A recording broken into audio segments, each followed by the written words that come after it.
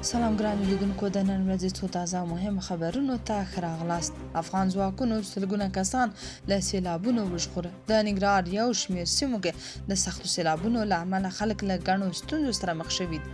خپاره شوي ویډیوګانو کې لیدل کېږي چې د هوایي ځواک الوتکې ځمکني ځواکونو د خلکو په ژغورنه بوخت دي.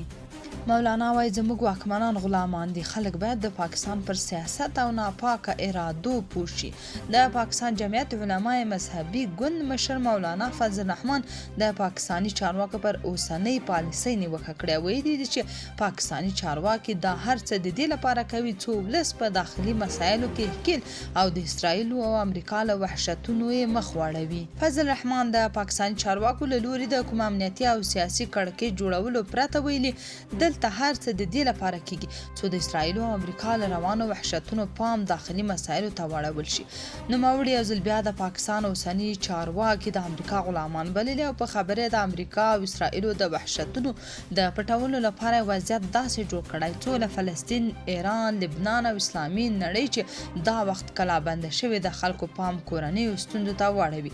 مولانا ویلي خلک باید د پاکستان پر سیاست او ناپاکه ارادو پوه شي او په همدې موخه به د روانې اپریل میاشتې په 12مه نیټه مردان کې ولسي غونډه په مهال د حق کلمه راپورته او دا لړۍ به ټول هېواد ته وغځوي. غلیم ته بد خبر. 460 منصوبین د درندو وسلو له زده کړو فارغ شول. د ملي دفاع وزارت اړوند عبدالله بن مسعود د جګړه ییزو ګډو زده کړو قمندانۍ د 14مه دوره کې د اسلامي نظام او خاورې د ساتنې او ځمکنۍ بشپړتیا دفاع لپاره 460 تنه منصوبین د درندو وسلو له مسلکي زده کړو فارغ شول. د معلوماتو له مخې یادو منصوبینو ته د چلملي، زردار ټانک او توپچي متر صدینو برخو کې مسلکي زده کړې ورکړل شوې دي. د جګړه ییزو ګډو زده کړو قمندان مولوي نصیب الله مدني تازه فارغانو ته ویلي تاسو د اسلامي نظام مدافعین او ساتونکي یاست. د یاد مسؤلیت د ښه ترسره کولو لپاره د خپل مسلک اړوند د عصري ټکنالوژۍ کارول زده کړئ. هڅه وکړئ چې ترلاسه کړي زده کړې هېرې نه کړئ. له غفلت، تعصب او اختلافاتو ځانونه وساتئ او له ولسونو سره د نبوي اخلاقو په رڼا کې چلند وکړئ. هاخوا فارغانو په هر ډول شرایطو کې له اسلامي نظام او هېواد څخه د ساتنې ډاډ ورکړی. په دې وروستیو کې افغان توپچي ځواکونو د هېواد په فرضي کرښه د پاکستاني رژیم پیچلي هدفونه په ډیر مهارت په نښه کړي او ولس د هغوی له شره خوندي کړی دی. د عدلیې وزارت ویلي ټول هیواد کې د استوګنیزو کورونو کرایې لوړول منع دي او سرغړونکو سره به قانوني چلند وشي.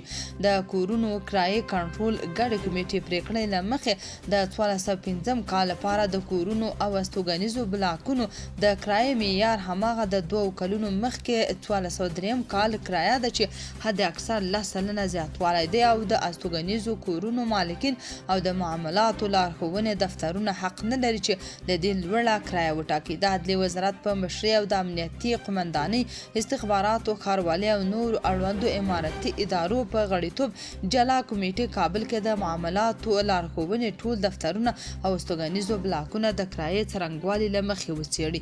د کورونو د کرایې د کنټرول ګډې کمیټې ویل سرغړونکي تر قانوني تعقیب لاندې نیول کیږي. پاکستان افغان حکومت غوښتي چې ټي ټي پی باید د ترهګرې ډلې په توګه وپیژني. پاکستاني ایکسپریس ټریبیون ورځپاڼې ویلي چې پاکستان د چین په اورمچي کې د روانو خبرو په لړ کې افغان طالبانو ته خپل درې بنسټیزې غوښتنې وړاندې کړي دي. راپور کې راغلې یوه غوښتنه دا شوې چې پر کابل واکمن باید د پاکستاني طالبانو غورځنګ د ترهګرې ډلې په توګه وپیژني.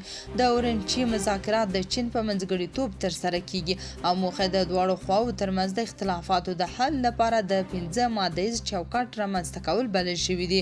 د ایکسپریس ټریبیون ورځپاڼې د راپور له مخې اسلام آباد د خبرو په پیل کې ټینګار کړی چې کابل باید د تحریک طالبان پاکستان یعنی ټي ټي پی ډله په رسمي ډول د یو ترهګري سازمان په توګه اعلان کړي. د دې ډلې بنسټونه له منځه یوسي او د دغو اقداماتو د ثبوت لپاره د باور وړ شواهد وړاندې کړي. دغه درې غوښتنې د پاکستان د مذاکراتي دریځ بنسټ جوړوي. هغه درې چې د سرچینو په وینا د پرله پسې امنیتي اندېښنو له امله لا سخت شوی دی. افغان حکومت بیا تل د پاکستان داسې غوښتنې ردوي. ایران کې 12 میلیونه خلکو پوځ کې د شامل کېدو نوملیکنه کړې. پر ایران د امریکا او اسرائیلو یرغل ایرانیانو کې پر خاورې د ننګ او دفاع جذبه راپارولې او میلیونونه کسانو په داوطلبانه ډول پوځ کې شاملېدو ته نوملیکنه کړې. د ایران کورنۍ چارو وزارت ویلي یوازې په 10 ورځو کې 12 میلیونه کسانو په خپله خوښه پوځ کې د شاملېدو لپاره نوملیکنه کړې ده. د ایران کورنۍ چارو وزارت ویلي پوځ لیکو کې د ایرانیانو د شمولیت لیوالتیا وروسته له هغې زیاته شوه چې حکومت پر خلکو غږ وکړ چې د خپلې خپلواکۍ د ساتلو لپاره د پوځ سره یوځای شي. سرچینې لیکلي نوملیکنه په چټکۍ روانه ده او د هیواد له مختلفو برخو پکې خلک برخه اخلي چې دا د هیواد ساتنې د خاورې خپلواکۍ لپاره د عامو خلکو د جذبې ښکارندویي کوي.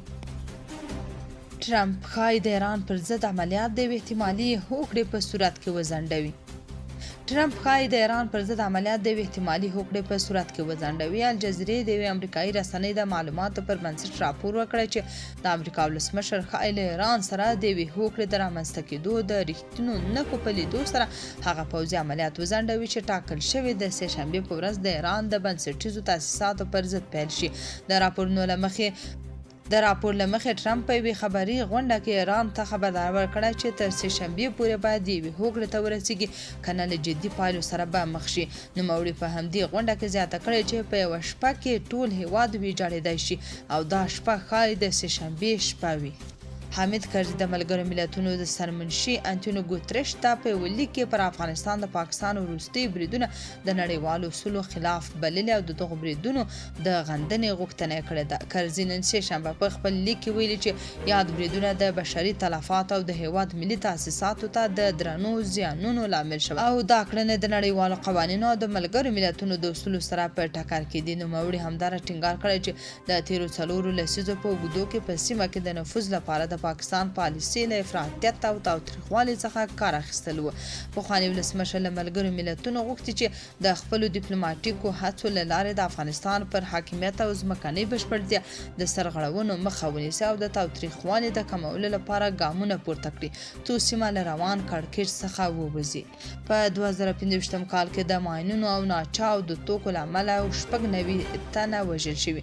له طبیعي پیښو سره د مبارزې ادارې ویان محمد یوسف حماد وایي چې د 2015 کال اپریل څخه د 2016 کال تر مارچ میاشتې پورې په افغانستان کې د ماینونو او ناچاو د توکو 225 پیښې ثبت شوي دي.